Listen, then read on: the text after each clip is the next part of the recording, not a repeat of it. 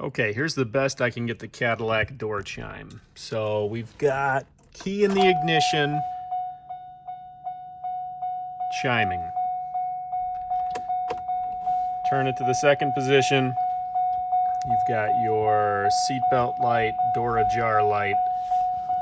If I plug in my seatbelt, the chiming slows down. If I shut the door, the chiming is off completely.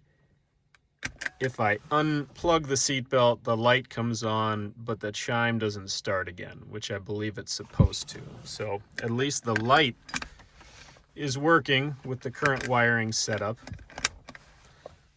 And the door open chime works. And it goes faster when the seatbelt's unplugged, but only when the door is open.